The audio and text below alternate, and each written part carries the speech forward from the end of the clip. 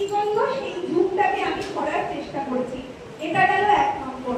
দ্বিতীয় ছবিতে কি দেখা যাচ্ছে, এগুলো কি এঁকেছি বোঝা যাচ্ছে?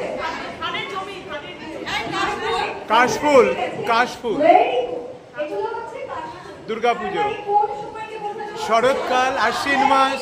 আমার স্টুডেন্টরা এত ভালো আমি ভাবতে পারিনি।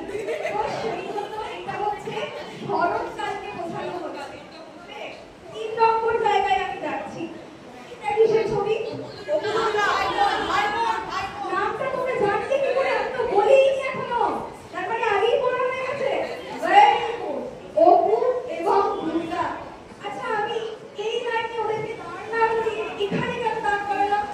ওরা ট্রেনটি দেখছে, ট্রেনটা দেখছে দূর থেকে। ওরা ট্রেন দেখতে ভালোবাসে। আচ্ছা, ট্রেন দেখতে ভালোবাসে, আমি মেনে নিলাম।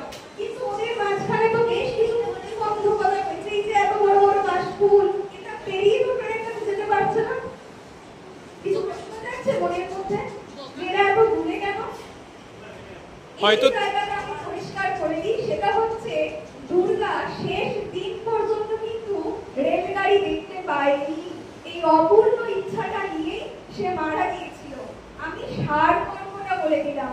শরৎকালে গিয়ে এটা শেষ হচ্ছে, কিন্তু শুরু হচ্ছে সরস্বতী পুজোর দিন, শীতকাল থেকে এই গল্পটা। এতক্ষণ ধরে আমি যে উপন্যাসটির কথা বললাম সেটা হচ্ছে পথের পাঁচালী, কিন্তু তোমাদের পাঠ্যাংশে নাম আছে আম আটির ভেপুনা। সত্য